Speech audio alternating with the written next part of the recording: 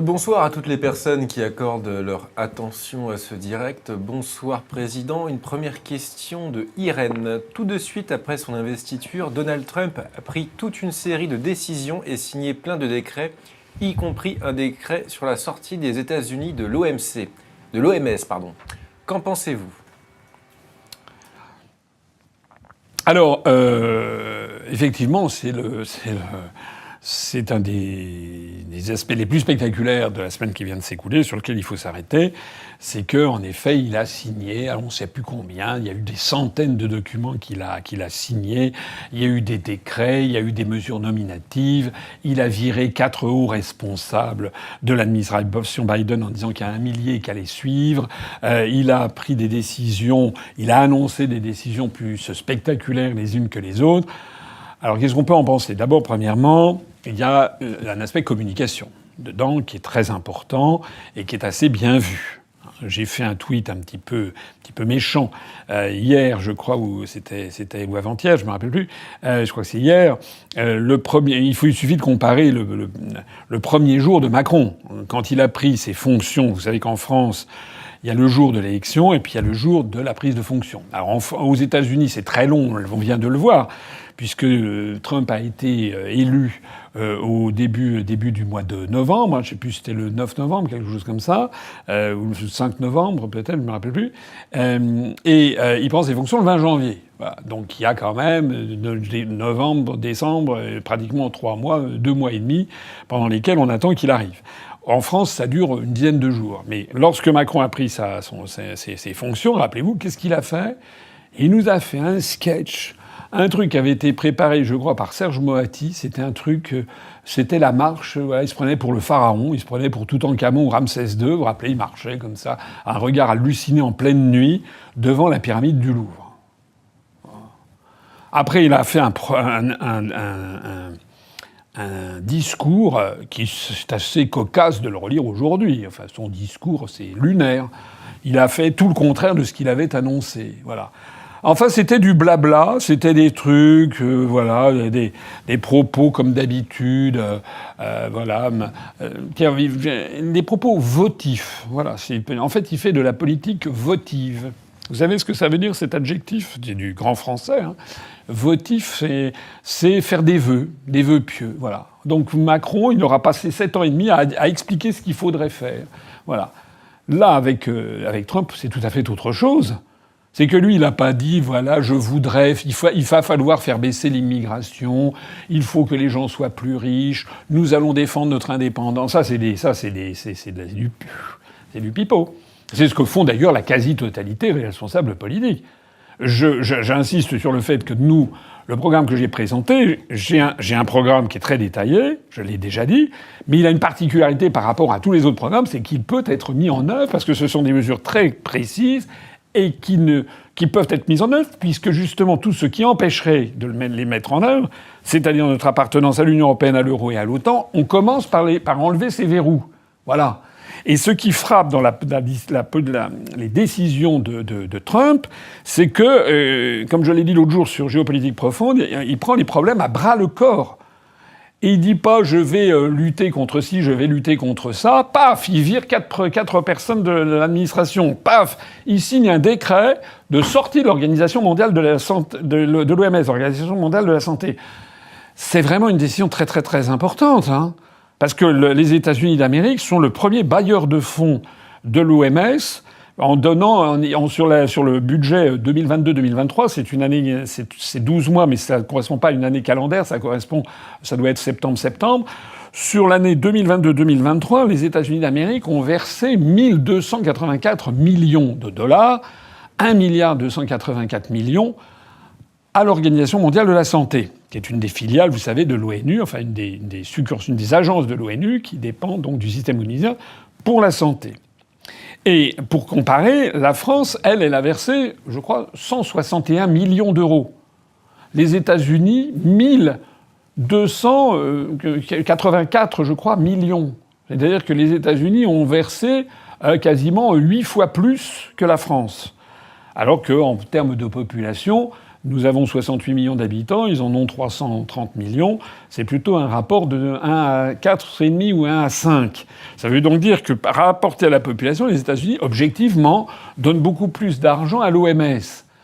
Et Trump, conseillé par Robert Kennedy Jr. notamment, considère que l'Organisation mondiale de la santé est devenue une organisation mafieuse et limite criminelle d'ailleurs, notamment depuis que parmi les financeurs de cette OMS, il y a Bill Gates, à la fois par son fonds Bill Gates, Bill et Melinda Gates, Melinda Gates étant son ancienne femme qui d'ailleurs a demandé le divorce, et puis le fonds Gavi qui est également un faux-né de Bill Gates. De telle sorte d'ailleurs que si vous additionnez pour l'année calendaire 2022-2023 les fonds versés par Bill et Melinda Gates plus Bill Gates via un faux-né qui s'appelle Gavi, vous avez quelque chose comme 1300 millions de dollars. C'est-à-dire que Bill Gates a donné plus à l'OMS que les États-Unis d'Amérique. Ça va pas du tout. Ça va pas du tout. Voilà. C'est devenu un cancer, en fait. C'est devenu un cancer absolu qu'il y ait une puissance financière privée qui soit devenue parce que, évidemment, qui paye commande. Donc je me permets de rappeler ici, les gens qui nous connaissent, je m'adresse ici peut-être des gens qui nous découvrent, mais ça n'est pas un propos de séance que je dis. Ça fait, je l'ai dit depuis des années, en tout cas, c'était dans notre programme, dans mon programme présidentiel en 2022.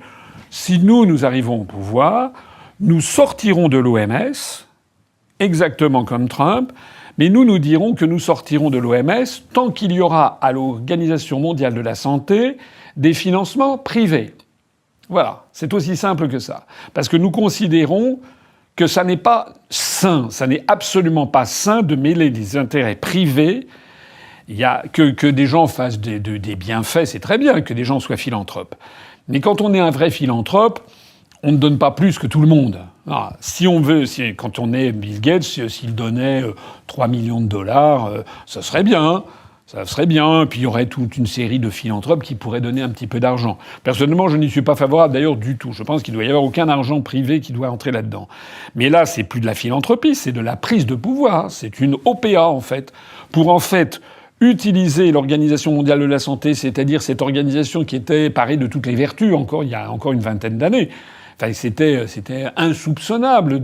L'Organisation mondiale de la santé bénéficiait d'un crédit, d'une confiance absolue dans le monde entier des populations. C'était quelque chose qui était presque une œuvre pieuse, une œuvre sainte, mais maintenant c'est fini depuis belle lurette, puisque maintenant on voit des gens qui sont extraordinairement controversés, comme on dit gentiment, qui sont en fait des escrocs, comme le directeur général éthiopien, là, Théodoros Ghebreyesus, je ne sais plus comment, je n'arrive jamais à mémoriser son nom, je fais un blocage psychologique. Hein. Intérieurement, je l'appelle Olybrius, bon, mais comme l'avant-dernier empereur romain. Ce monsieur est complètement corrompu. L'Organisation mondiale de la santé est une organisation désormais corrompue. C'est d'ailleurs ce que dit le président des États-Unis d'Amérique. Qu'est-ce que vous voulez que je vous dise ? Il a raison. Donc nous, si on arrivait au pouvoir, on sort la France de l'Organisation mondiale de la santé. Au passage, ça nous ferait 161 millions d'euros de dollars, c'est-à-dire à peu près 155 millions d'euros d'économies, et des économies qu'on pourrait injecter dans notre système de santé à nous. Hein. Voilà. Parce qu'on n'a pas besoin, finalement, d'avoir les conseils intéressés de l'OMS sous influence Bill Gates ou Anthony Fauci ou je ne sais pas qui, pour nous imposer une politique sanitaire, nous imposer des injections ARNM, nous imposer l'Organisation mondiale de la santé qui nous annonce avec gourmandise qu'il va bientôt y avoir une nouvelle pandémie, qu'il va bientôt falloir injecter. Enfin, tout ça, c'est extraordinairement malsain, en fait. Alors voilà, ça c'est une décision de Trump qui est quand même une décision très importante parce que quand même les États-Unis d'Amérique représentent, ils représentent je sais plus combien, ça va bien faire peut-être 20%, 25% peut-être des recettes de l'Organisation mondiale de la santé. Donc c'est panique à bord. Ils ont réagi par un communiqué en déplorant, bah oui évidemment, C'est-à-dire qu'ils vont être obligés de réduire sacrément la voilure. Ou alors Bill Gates va en donner encore plus d'argent, mais alors à ce moment-là, ça ne sera plus l'Organisation mondiale de la santé, ça sera l'Organisation mondiale de Bill Gates. Donc nous, on veut plus d'argent public, plus de philanthropes. S'il y a des philanthropes, ils ont qu'à avoir leurs propres actions philanthropiques, mais pas en investissant une organisation de cette nature. D'ailleurs, j'ai demandé aussi, enfin c'est en tout cas dans notre programme, il faudrait changer le nom de l'OMS, il faudrait appeler ça l'OIS, l'Organisation internationale de la santé. Ça n'a l'air de rien, mais ce sont des choses importantes. Les mots pour le dire, les mots pour l'exprimer. L'Organisation des Nations Unies, ça veut bien dire ce que ça veut dire. C'est une organisation qui a été créée en 1945, qui est fondée sur le principe que le droit, la vie sur Terre est régie par le droit international, entre des nations. Or, les mondialistes, en anglais globalistes, les globalistes ou les mondialistes, n'ont de cesse que d'essayer de torpiller l'existence des nations. Pourquoi ? Parce que les nations, elles imposent une solidarité à l'intérieur de la nation. C'est-à-dire qu'un milliardaire doit rester solidaire du plus pauvre. Et les États, plus ou moins, font de la redistribution sociale. C'est ça, en fait, une nation. Or, les personnes les plus riches du monde veulent faire voler en éclats ce cadre étatique pour avoir leur propre propriété, un monde féodal, un fief transcontinental, une espèce, ça a été théorisé sous la théorie de l'hyperclasse, pour en fait se dispenser d'avoir à faire de la solidarité avec les peuples et maximiser toujours leur profit. C'est pour ça que nous, on propose également que l'Organisation mondiale de la santé change de nom et on revoit ensemble les statuts avec les BRICS, par exemple, pour que ça redevienne une organisation internationale de la santé dans laquelle seuls des États-nations pourraient participer et financer. De la même façon d'ailleurs que l'OMC s'est substitué en fait à ce qui avait été prévu en 1947 par la Charte de la Havane qui s'appelait l'Organisation internationale du commerce. Et les États-Unis avaient fait capoter la Charte de la Havane et ce projet d'OIC parce que justement il donnait trop de pouvoir aux États-nations contre les grandes puissances financières privées. C'était une espèce d'antidote au capitalisme financier dont nous souffrons.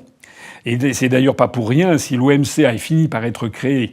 Donc l'URSS et les pays satellites ont fait capoter le projet d'OIC, d'Organisation internationale du commerce, avec la charte de La Havane en 1947. Après, il y a eu ce qu'on a appelé le GATT, c'est-à-dire l'accord général sur les tarifs et le commerce, qui était un espèce d'accord provisoire et limité à une partie du monde. Et puis maintenant, enfin à partir de 1994, c'est-à-dire 3 ans après l'effondrement de l'URSS, on voit bien la chaîne des causalités. À ce moment-là, les États-Unis d'Amérique ont poussé leur avantage en faisant adopter l'Organisation mondiale du commerce au traité de Marrakech en 1994. Voilà.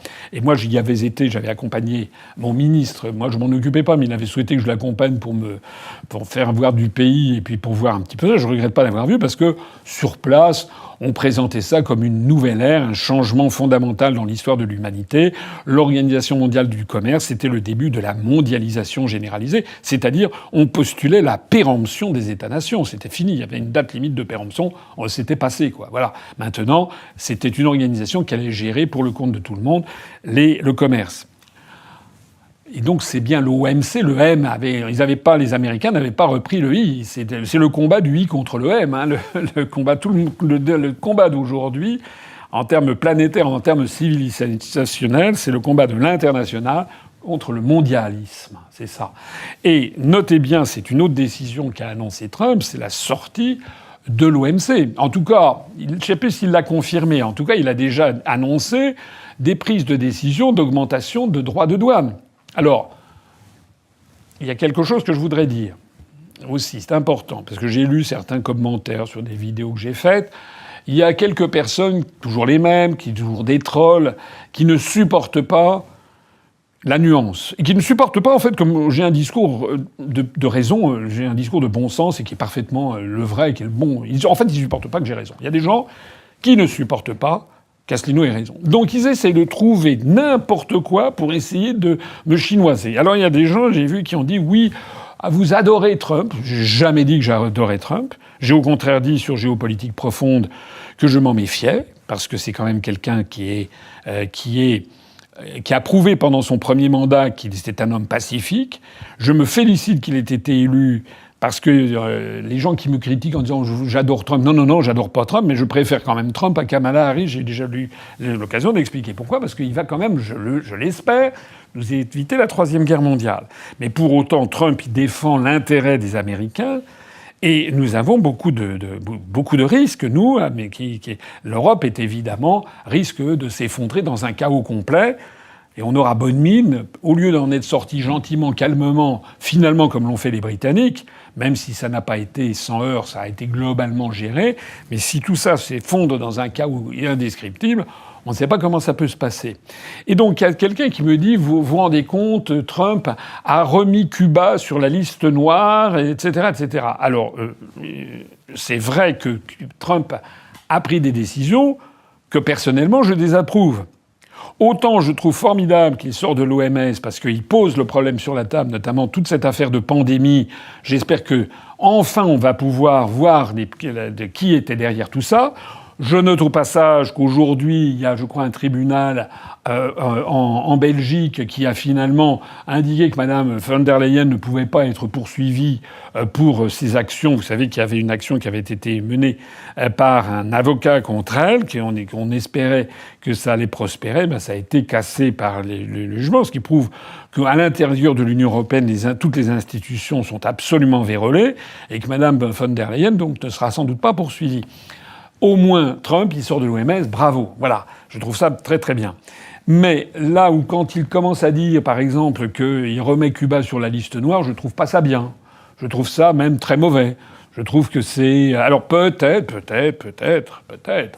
parce qu'il faut essayer de comprendre pourquoi. Peut-être que Trump, sûrement même, il a des gens qui l'attendent au tournant, sur toute la société américaine. Vous savez qu'il y a les réfugiés cubains, c'est une vraie force aux États-Unis. Il y a une mafia cubaine importante. Il a peut-être pas envie de se mettre à dos trop de monde en même temps. Voilà. Et déjà sur la Russie, s'il arrive à boucler la paix rapidement avec Vladimir Poutine, eh bien ça sera très bien. Et il fera évidemment beaucoup de mécontents, notamment dans le complexe militaro-industriel. Ils vont avoir moins d'armes à vendre. Voilà. Donc, alors c'est peut-être une explication. Il n'en demeure pas moins que j'ai mon libre arbitre. Je ne trouve pas bien que Trump ait décidé de remettre Cuba sur la liste noire, etc. De la même façon, il a déclaré, si j'ai bien compris, qu'il se jurait de remettre la main sur le canal de Panama. J'espère que non. J'espère que non. Parce qu'alors ça serait vraiment d'une bêtise géopolitique inimaginable. Il se mettrait à dos l'ensemble des pays du monde, non seulement des pays latino-américains, mais aussi de l'Afrique, du Moyen-Orient, de l'Asie. Enfin, il se mettrait à dos tout le monde. Alors je comprends qu'il a la volonté de faire des scandales, de faire du conflit créateur. Ça nous change, évidemment, du bal masqué des eunuques auquel on assiste en France depuis des années, avec des gens qui font ces discours votifs, cette politique votive, on fait des vœux, on commente. Comme je l'ai dit, on est des Léon Zitrone du désastre. Le ministre de l'Industrie dit oui, non, on est très au courant, il va y avoir 60 000 entreprises au tapis. Non, ne vous inquiétez pas, on est tout à fait au courant. Enfin voilà, et puis rien ne se passe. Donc là, ça nous change. Et donc il fait bouger, rien que son action fait bouger le système. Mais encore faudrait-il quand même qu'il n'aille pas non plus trop loin et qu'il ne parte pas dans des délires comme le Groenland ou comme le canal de Panama. J'ai vu d'ailleurs qu'il a remis sur le tapis la volonté de changer le nom de Golfe du Mexique. Je crois je me demande s'il n'a pas pris d'ailleurs un décret pour le Golfe, l'appeler ça le Golfe de l'Amérique. Et j'ai vu aussitôt que la présidente mexicaine, qui est plutôt de centre-gauche, lui a aussitôt répondu en lui volant dans les plumes, en disant que si c'était ça, elle demanderait que les États-Unis s'appellent l'Amérique mexicaine. Et moi, j'aime bien l'histoire, vous le savez. Or, si on était devant la Cour internationale de justice, les juges internationaux, quand ils ont à traiter un sujet comme ça, la première chose qu'ils font, c'est quoi ? C'est qu'ils se font communiquer tous les atlas les plus anciens, et tout au long de l'histoire, pour voir quel était le droit coutumier. Or, le droit coutumier, moi, j'ai trouvé chez moi, j'ai un livre qui date de 1758. Il y a marqué Golfe du Mexique. Il n'y a pas marqué Golfe de l'Amérique au milieu du XVIIIe siècle, alors même d'ailleurs que les États-Unis ne sont pas formés.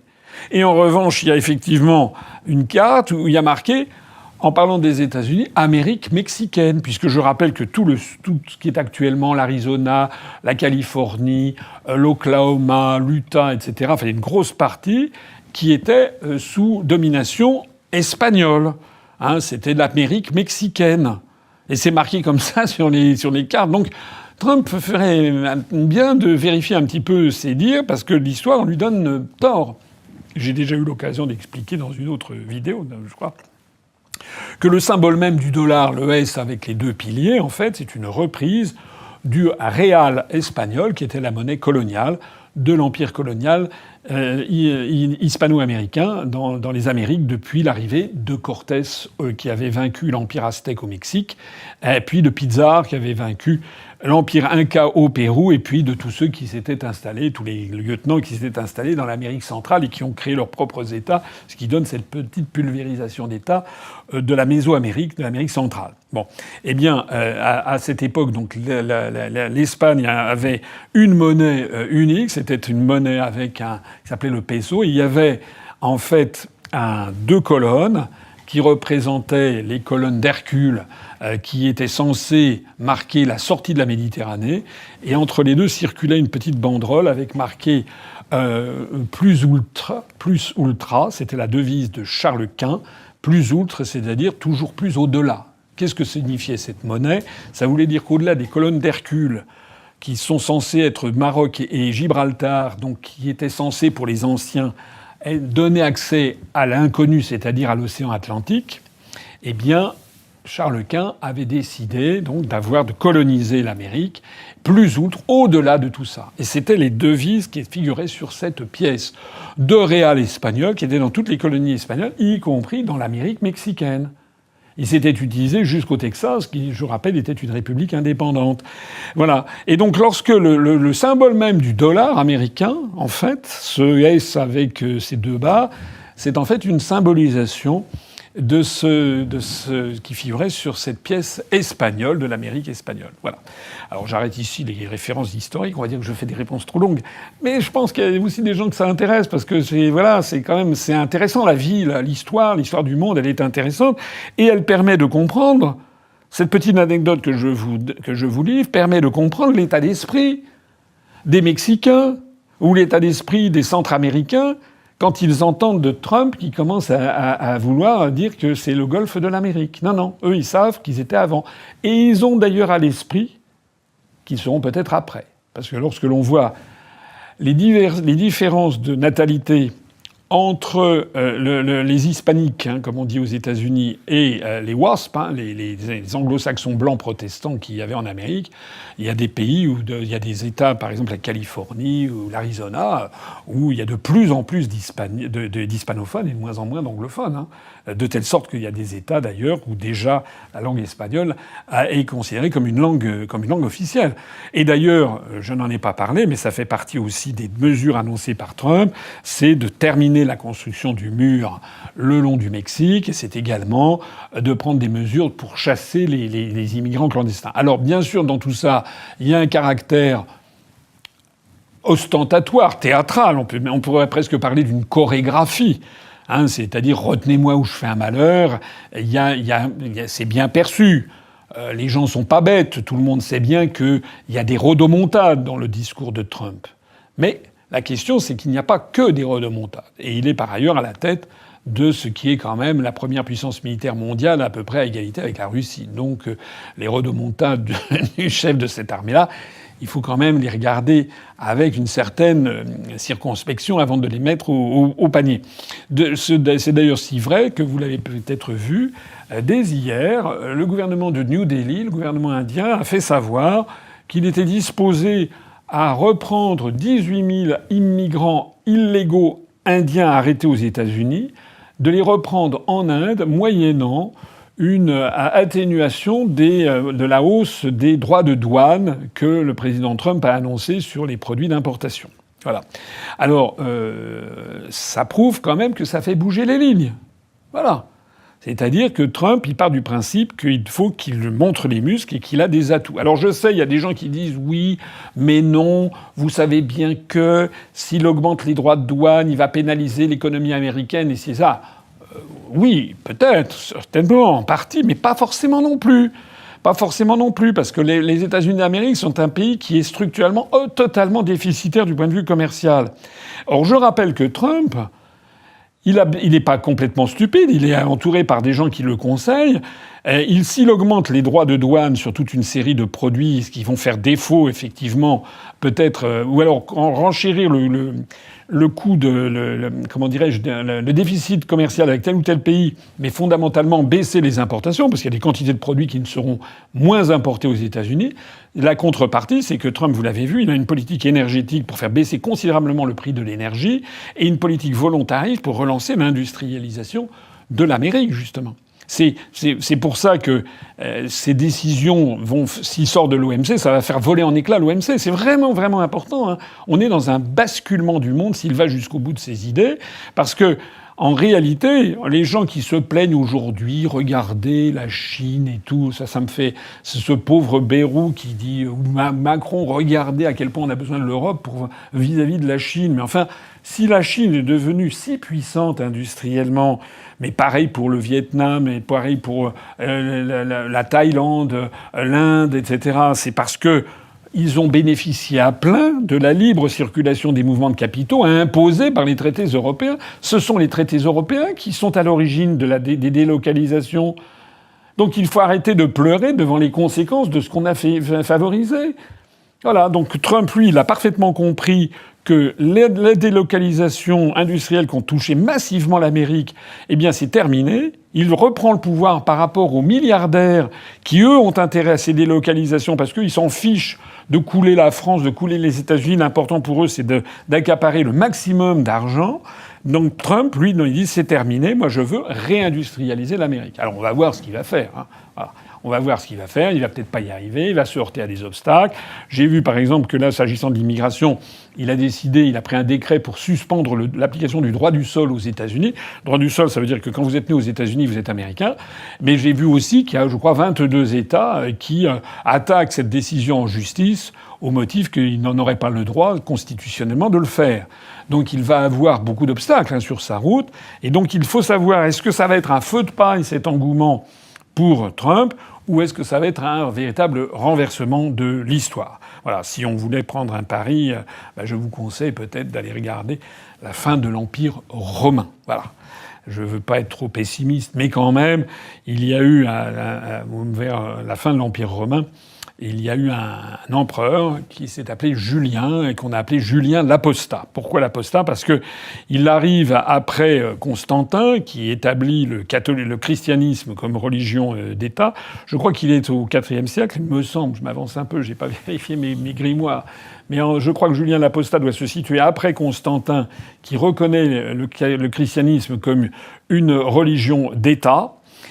Et avant l'édit de Théodose, à la fin, vers 396, qui impose le christianisme comme seule et unique religion de l'Empire. Et entre les deux, je crois, se cale Julien, vers le milieu du IVe siècle, il me semble. J'espère que je ne me trompe pas de siècle, sinon vous me le pardonnerez. Julien l'Apostat, qui, lui, décide d'essayer de remettre en la vieille religion. De redresser les temples à Jupiter, à Junon, etc. Donc c'est une espèce de tentative désespérée de lutter contre des évolutions historiques contre lesquelles il était très très difficile de lutter, parce que la fin de l'Empire romain, c'est dû à toute une série de phénomènes, notamment des phénomènes migratoires, avec l'arrivée des grandes invasions, avec également une corruption du système, le fait que les gens vivant dans un luxe très relatif, mais enfin les gens qui vivaient dans l'Empire romain et à Rome c'était un peu comme ceux qui vivent aux États-Unis à notre époque par rapport à ceux qui vivent dans des pays très pauvres. Eh bien, ça introduit une certaine mollesse, ça introduit une certaine décadence. Il faut dire les choses telles qu'elles sont. Et puis, Julien l'Apostat n'a pas réussi à redresser l'Empire romain qui s'est bel et bien effondré. Alors voilà, l'avenir nous dira la suite.